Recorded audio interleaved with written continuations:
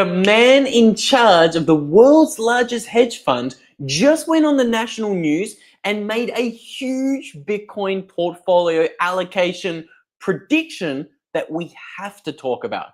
Because if the entire world wanted to listen to what this $300 billion hedge fund manager just recommended the world do with their Bitcoin allocation in their portfolio, it would lead to a $103 million Bitcoin price tag. Now, I know that sounds crazy, but let's play the clip of... Or when you used to tell investors and recommend that investors allocate low single digits to crypto in portfolios. So what has changed now? Why do you think specifically now you can allocate up to 40% in portfolios? I mean, that's a big jump. It sure is. In my book, The Truth About Crypto, which was a #1 Amazon bestseller, that was in 2021, just 4 years ago, and I said 1%. Today, I'm saying 40%. That's astonishing, right? Yeah. Nobody ever anywhere has said such a thing as what I'm saying now. Why the shift? It's because of the massive change in the evolution of crypto that we've enjoyed in the past 4 years. 4 years ago, we didn't know if governments were going to ban Bitcoin. We didn't know if the technology would become obsolete. We didn't know if consumers might not want to adopt it. We didn't know if there'd be any institutional engagement. Today, all those questions are resolved. In the Trump administration, Before we want to talk more about the Trump administration, I want to walk through the numbers of what Rick Edelman just said. This man's in charge of a $300 billion hedge fund. So obviously, when he speaks, the world listens. So I want to walk you guys through a little bit of a hypothetical thought experiment. What happens if the world rebalanced their portfolios to get a 40% Bitcoin allocation? I know it sounds a little bit out there and it's a little bit of a hypothetical thought experiment, but again, this is on CNBC. This is national news. This guy is going out there and openly saying, look, 40% Bitcoin allocation is the optimal allocation. He did used to recommend a 1% Bitcoin allocation, but he said, I was wrong. I need to get more bullish. And again, this is the kind of evolution that we see in most people in the Bitcoin space. Let's not forget, in 2013, Michael Saylor said Bitcoin is probably going to go the way of online gambling. And now he's got $60 billion of Bitcoin on his balance sheet. So let's start breaking this down. Let's start breaking down what has changed with Rick Edelman's Bitcoin portfolio recommendations. And let's talk a little bit more about where this could lead us in the future. So we can see here that Rick Edelman, back in late 2024, said that if just 1% of global wealth wanted to go into Bitcoin, Bitcoin could be worth, look at that, $420,000 per coin. That's if just 1% of global wealth flowed into Bitcoin. But of course, now he's saying, hey, you need a 40% Bitcoin portfolio allocation. So let's start having a look at just how much money there is in the world and what might happen if the world is able to rebalance to a 40% Bitcoin weighting. Again, I've showed you guys this graphic so many times. It's my favorite visualization when it comes to looking at all of the money in the world. Again, we got $300 trillion in the global debt market, $300 trillion in the global real estate market. We've got over $100 trillion in equities. And altogether, we have about $900 trillion of global wealth. So of course, when we run the numbers, that's when things get a little bit more interesting. Because if we got 900 trillion, let's times that by 0.4. So that's 40%. So that means there would be hypothetically $360 trillion of global demand for Bitcoin if the world wanted to reallocate themselves to a 40% Bitcoin portfolio status, so to say. Now, this is where a lot of people go wrong because they think, okay, Bitcoin's got a $360 trillion market cap. But this is, of course, wrong. And this is because of the Bitcoin multiplier effect. So again, everybody forgets this. But today, for every $1 that wants to flow into Bitcoin, it actually pushes the Bitcoin market cap up by $6. This is because not all the Bitcoin is available for sale. Everybody assumes 21 million Bitcoin is available for sale, but that is not true. And this is becoming even more untrue literally by the day, because we are watching these treasury companies adopt Bitcoin at some of the most aggressive rates that we've ever seen. Today, they've accumulated 3.47 million coins just in the past 2 to 3 years. That's when the majority of this buying has happened. So again, as Bitcoin becomes more and more scarce and more hard to get your hands onto it, I expect this multiplier effect is going to rise. And again, this has been, my thought experiment or idea here for literally 5 years. I wrote this article way back in 2021, looking at Bitcoin's total addressable market cap. And as you can see at the time, I said, take a look at Bitcoin's market cap gain per dollar invested. That was the name of Willy Woo's chart. And that at the time showed the Bitcoin multiplier effect being 2.6. Hope you guys can see that number there in the bottom left of the screen. Today, that's actually much higher. Today, it's actually up at around 6x. So let's, again, use that 6x number in our, portfolio recommendations, so to say. And let's start playing around with some numbers, because I think this is really interesting. Not only is the Bitcoin multiplier effect at all-time highs today, but it continues rising and rising and rising and rising. That's what I find most interesting, because this aligns with all of the data that we continue to show you guys about the supply shock. Okay, a lot of people say, okay, if there is a supply shock, why is the price not moving? It is moving, but it will not make its aggressive moves until I think the supply shock really accelerates and there's not many Bitcoin left on the exchanges. So let's start breaking down the math. So we got $360 trillion of hypothetical demand for Bitcoin. Now is when we actually have to run it through the calculator. I'm going to bring my calculator up. I'm going to do it live for you guys. So 360 times 6, that would give us a total market cap of $2.16 quadrillion. Now you divide by 21, and that takes you to about $102,857,000 Bitcoin. So again, this was what would happen if the entire world wanted to rebalance their portfolios to 40% Bitcoin, $103 million a coin. And again, this just assumes no hyperinflation. We're just talking about the money in the world today, 2025. Obviously, all of this could change. Global wealth could increase over the next 10 years while the world tries to rebalance their portfolio to a 40% Bitcoin allocation. Because again, I just think this is step number one for Bitcoin. A lot of people think, oh, Bitcoin gets to $2 million, it's digital gold, it's game over. No. Bitcoin is going to get to 30 to 40% of the world's wealth. That's step one. This is like 5% of Bitcoin's evolution and its journey. Because then what happens to global wealth once Bitcoin is hundreds of trillions of dollars in size? Think about how the world changes when Bitcoin is worth hundreds of trillions of dollars. Governments are going to be forced to change. Money printing is going to be forced to change. A lot of governments will have to be running more balanced budgets. That means we're going to see smaller governments. That means we're going to see less rules, less bureaucracy, less regulation. We're going to see more businesses started. We're going to see more incentives for people to start businesses. And guess what? Grow global wealth. What happens when we're on a Bitcoin standard or somewhat of a Bitcoin standard? Again, when Bitcoin's worth hundreds of trillions of dollars per coin, even before we get to a full-blown Bitcoin standard, think about what's changed. All of a sudden, everybody's heard about Bitcoin. Most people around the world are probably using Bitcoin.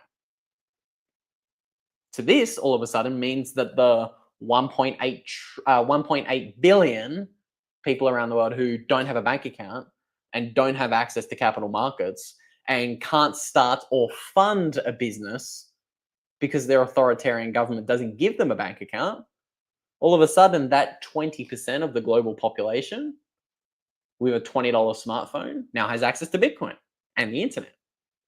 What happens when they're brought onto the global economy. Global wealth begins to expand aggressively. So again, Bitcoin getting to hundreds of trillions of dollars a coin, this is just step one.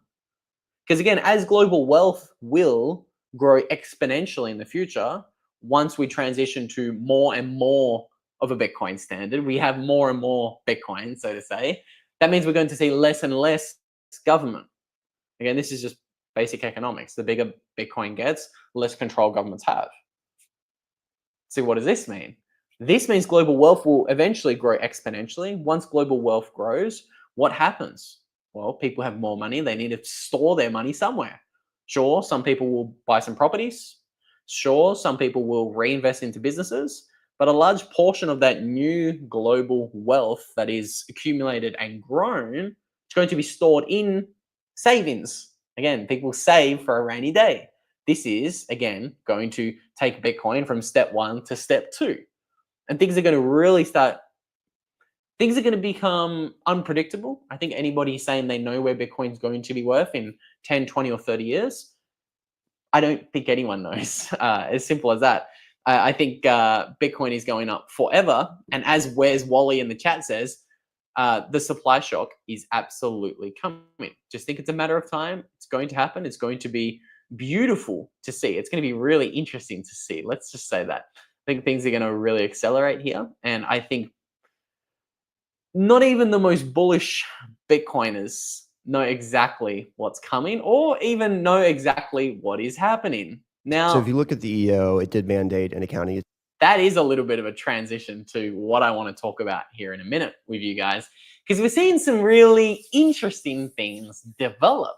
Just this week, the video I'm about to play for you guys has kind of spurred some new rumors and speculations that America is quietly buying Bitcoin today in 2025, and they're not going to announce how much Bitcoin they hold until they've accumulated an unbeatable or an insurmountable stack of Bitcoin. I know it sounds crazy, but you have to listen to this interview of Donald Trump's right-hand man, Bo Hines, because this is very interesting. Take place in which Treasury is spearheaded that. They have received the numbers from the different agencies inside of government. There are a lot of different actors that held on to some Bitcoin in some fashion or another. Now the process begins in terms of establishing the reserve, the actual infrastructure behind it, and getting all of that accomplished. There's nothing in the EO that mandates that report become public, but we could choose to make it public at some point. There is nothing in the executive order that mandates that what we do has to become public. Again, those are the kickers right there. Let's continue. And we are certainly keen on the idea of accumulation. We've stated publicly that Bitcoin is digital gold. We believe it's in the best interest of the United States to garner as much as we can possibly get. I've said that at every conference that I've spoken at in the last 2 to 3 months. Now, obviously, this has to be done in budget neutral ways that don't cost the taxpayer a dime. The president was clear about that in the executive order. But I think we have some very creative minds, 2 of which are sitting up here with me.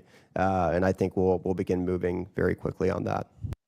I mean, come on. Anybody who's bearish on Bitcoin right now has to be insane. Bo Hines literally just said, we want to buy as much as possible. We've said publicly we want to buy as much as possible. And he also said this. Bitcoin in some fashion or another.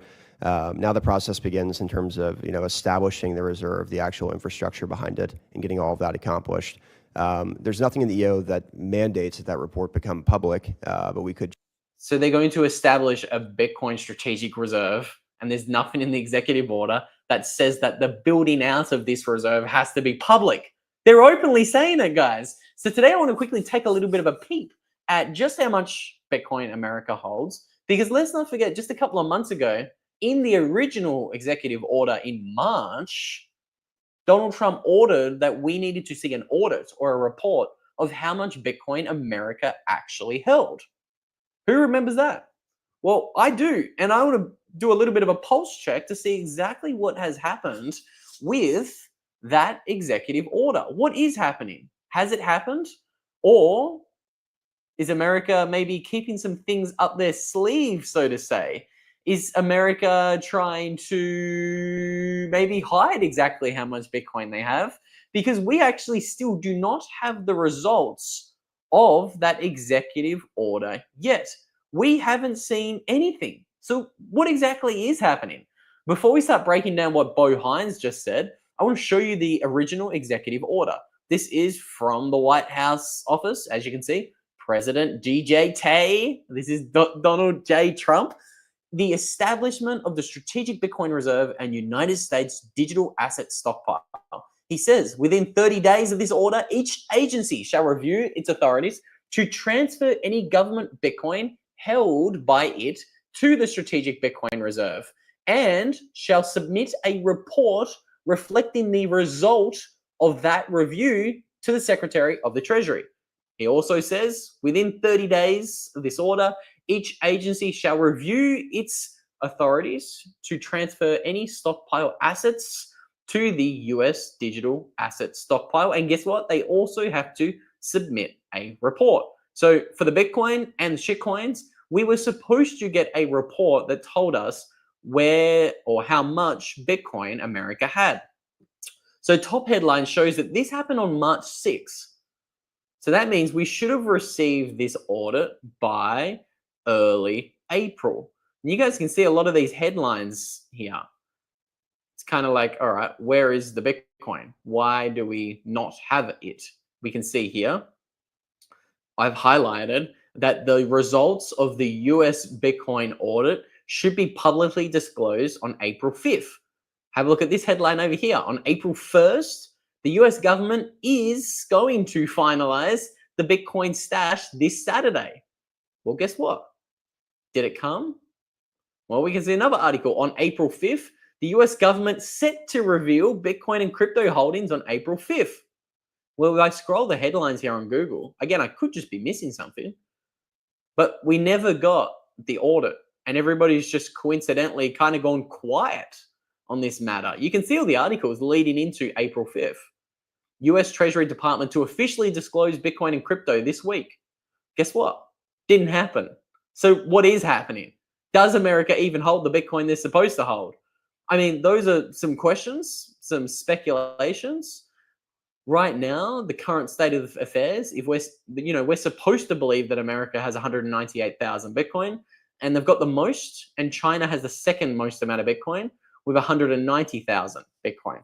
That is the current state of affairs, and we're still waiting to see the results of that audit from 3 months ago. It's now June 29th, nearly early July. So I just think when we start thinking about things critically, maybe something changed. Maybe America realized, hey, do we really want to tell the world how much Bitcoin we have?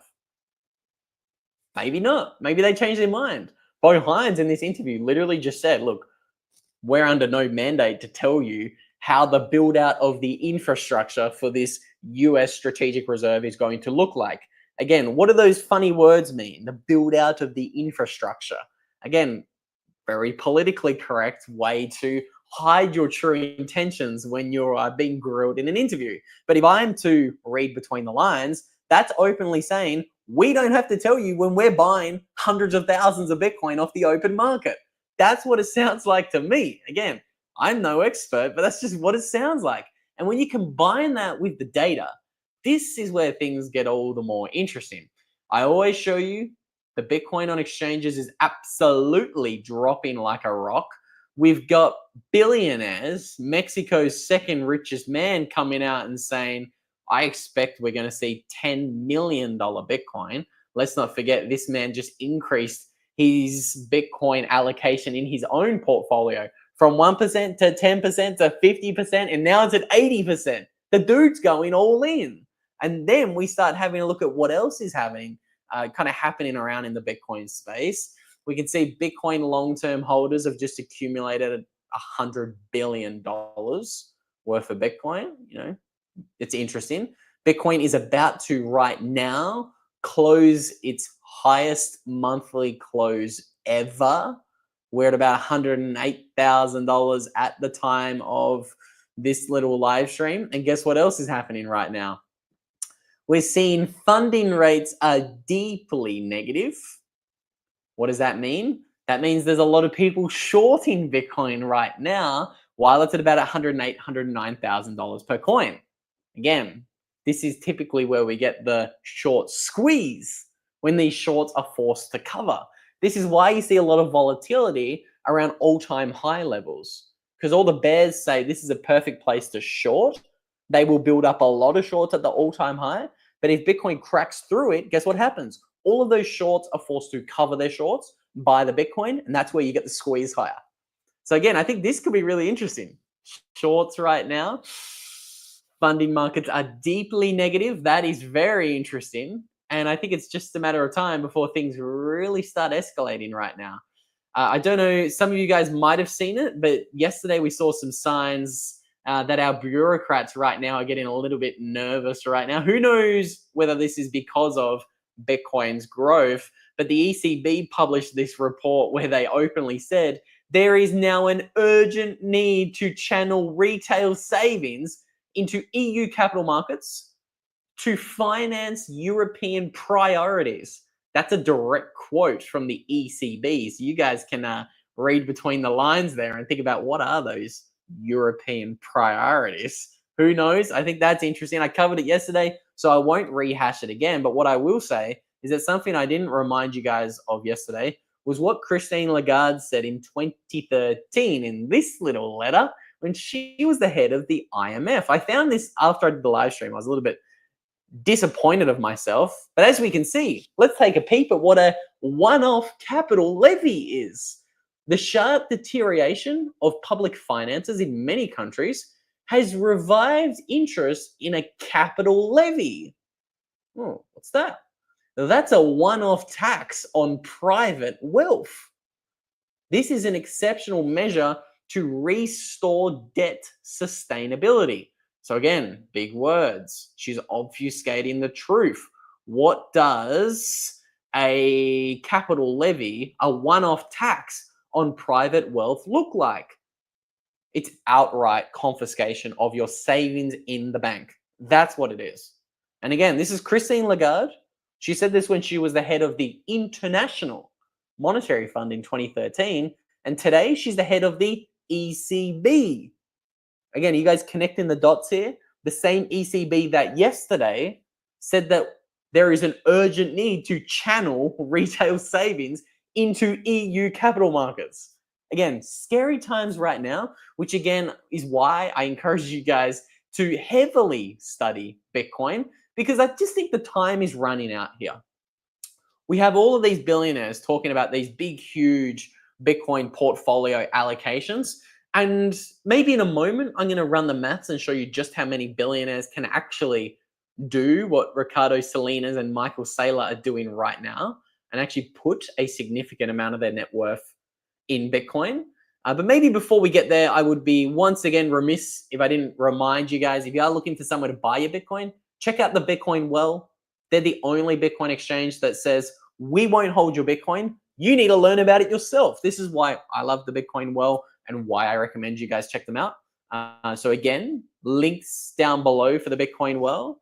Highly recommend you check them out, whether you are a retail pleb or if you're looking to buy a lot of Bitcoin over the counter. They do have this OTC specialized program where you guys can, as you see, book a call in a calendar and get set up with your very own Bitcoin specialist over at the Bitcoin Well who will hold your hand throughout your Bitcoin buying journey. And then I always tell you guys, once you've got your Bitcoin bought, go and actually back up your Bitcoin the way it's supposed to be backed up. That is on Titanium. I always tell you guys, putting your Bitcoin 12 or 24 words on paper, terrible idea. Please don't do it. Again, go and get a Bitcoin solution. There is no perfect solution. I have told you guys in the past, I don't think stainless steel is the best. Titanium is the best, which is why I recommend Stampseed. They make titanium plates which survive fire, floods, acid, oceans. It survives any environment life throws at it. So again, check out Stampseed. You guys can get 15% off anything you want to buy from Stampseed with that promo code Luke15. So again, that is also linked down below. Now let's check out some of the comments because, well, actually, let's do some maths. I promise you guys we do some maths. So today we got 2.1 million Bitcoin sitting on exchanges. Michael right now has about 600,000 Bitcoin under the custody of MicroStrategy. Now, this is where things get interesting because there's only enough Bitcoin on exchanges for another 3 companies to do what MicroStrategy has done. That's the really crazy numbers because, of course, let's not forget, there's 58,000 public companies, there's 2,500 billionaires, and only 3 entities can buy more Bitcoin than Michael Saylor has on the balance sheet of MicroStrategy, which, as you can see right now, it's growing, it's expanding aggressively. This chart is in log form, so it doesn't actually perfectly visualize how aggressively the number of Bitcoin on the balance sheet has expanded over there at MicroStrategy, but it's going parabolic, which is kind of insane when we start thinking about it. The world right now is absolutely scrambling to get their hands on Bitcoin. And I still can't believe we've got literally $300 billion asset managers right now FOMOing into Bitcoin, okay?